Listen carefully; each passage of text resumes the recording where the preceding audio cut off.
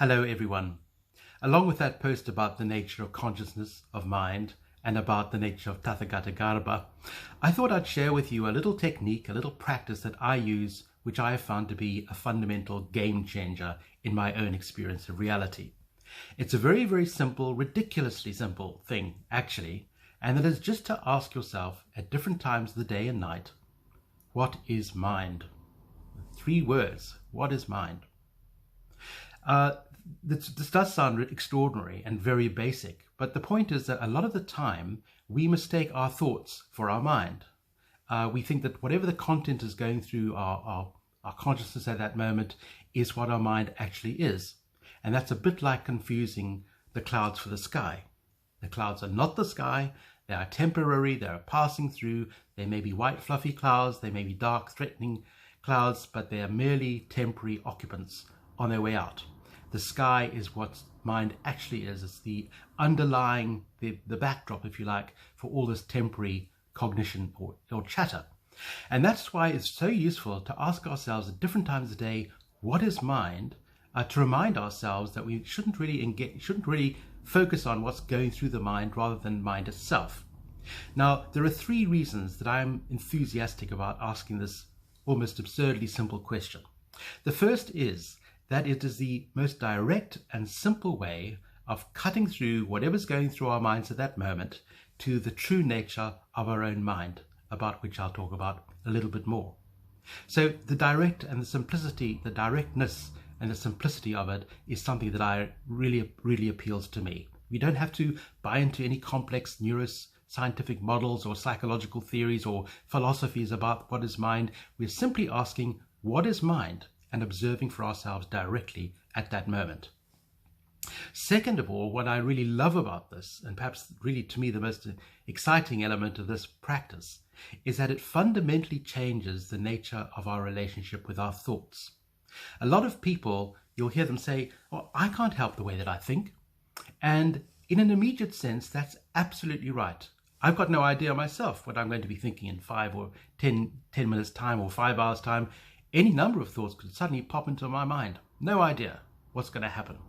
However, I have noticed, and you will notice if you ask this question of yourself at different times of the day, in the weeks and months and years ahead, you will notice that certain habits, certain patterns become very, very apparent.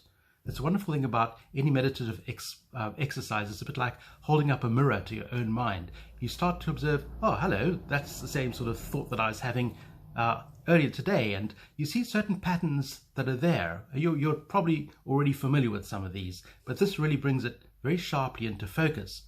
And the reason that those things keep coming back is very, very simple. It's because we are energizing them with our attention. But when we do this what is mind question asking, we learn also that when any thought arises in our mind, we acknowledge, accept, and let go of the thought, and simply return our focus to mind free of thought. And when we do this enough, we start to realize I'm actually the one who is running my mind. So I can actually help what I think, because the thoughts that I empower with my attention are A, more likely to hang around, and B, more likely to recur. I'm feeding these thoughts. I'm sure you've all heard that old metaphor about the North American Indian guy and his grandson, and the 2 wolves go around the campfire, and which of the wolves is going to stick around? And the answer is the one that you feed. The black wolf or the white wolf. It's quite a useful metaphor because it's really about our thoughts and the thoughts that we feed. And if we feed any thoughts, they're going to return. Most of us are very good at feeding the black wolf, of course. Any really horrible, nasty thought that causes us unhappiness, we are really good at engaging with those and not so much with the white ones, which I've already covered in a previous post. So the point is that when we do this, what is mind? And simply observe for ourselves what's happening, we start to become a lot more aware, these are the thoughts that keep recurring. I'm the one engaging them with my attention, but I have the power to cut this in its track, to stop this in its tracks, to cut the circuit from happening, acknowledge, accept, and let go, and return to what is mind. Okay, so that's really quite a game changer, because a lot of people unwittingly, I'd say the vast majority of people in this world have no idea why they keep having these unhappiness causing thoughts, and they don't realize that they're actually doing it themselves. We're all up to it. Nobody's not guilty of this. We all feed negative thoughts in particular, and that's why we keep having them. But if we keep interrupting the circuit of the patterns through asking what is mind and applying the antidote, then little by little we start to gain back control of our own minds. We are, in fact, the masters of our consciousness. We always have been. It's just that we didn't realize that. We've been doing it kind of unconsciously on autopilot and making quite a hash of it, by the way. We choose to focus on all the negative stuff and not the positive stuff. And we all, in different ways. Now, I'm like a depressive kind of person, so I can interpret any situation in such a way that I feel bad about it because I'm useless. That's just my kind of default mode. I'm getting a lot better at managing that. But other people are really good at feeling anxious, feeling stressed, and we all blame the external circumstances. But the reality, not everybody in those same situations feels the same way as we do. So it must be something to do with us and our minds rather than the external circumstances. So, okay, the second reason, therefore, that this is such a useful practice is because we fundamentally change our relationship with our thoughts. We are no longer being driven by our thoughts. We are the ones deciding which thoughts to engage with and which not to. And the third thing I really like about this practice is it is so flexible. We can do it anywhere. In fact, we should do it anywhere. If we're lying in bed, taking the dog for a walk, sitting on a bench, sitting at our coffee shop, you can tell how I spend my day, writing books, whatever it is that you do on a day-to-day basis, there's no reason why for little fragmentary moments during the day you can simply ask yourself, what is mind? And what is mind? When we are letting go of the thoughts that recur, when we acknowledge, accept, and let go, and in that little blissful period after one thought has disappeared and before the next thought arises, or a whole swarm of thoughts arise, what we find about our mind is that our mind is naturally clear, it is naturally boundless, there's no beginning or end. We can't say, oh, this is where my mind ends and who knows what happens after that. The fact that we can apprehend anything is because mind is boundless.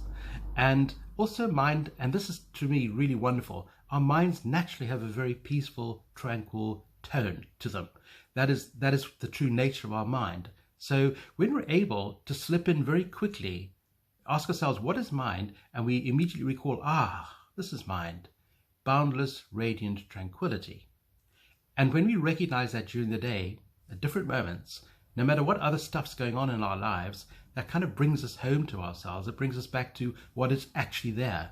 We're not manufacturing it. We're not making it up. We're not visualizing. We're simply observing for ourselves the true nature of our own mind.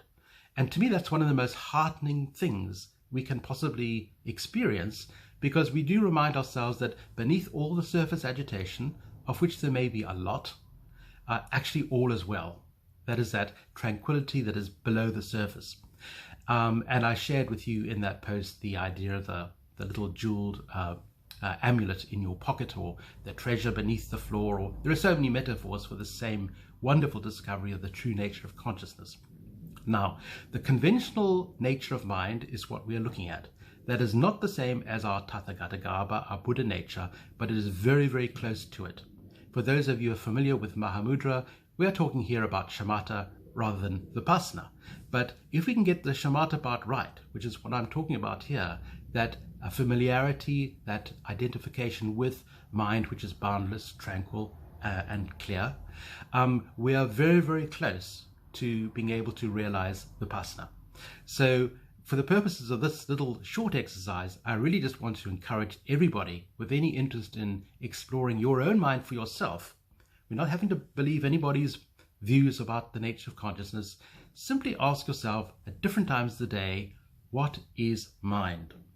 When you do that, let go of whatever thoughts might be, observe for yourself, and I hope that you, like me, over a period of time, increasingly come to realize this wonderful, radiant, boundless tranquility that is our most precious possession. Hoping you have a really wonderful rest of the weekend.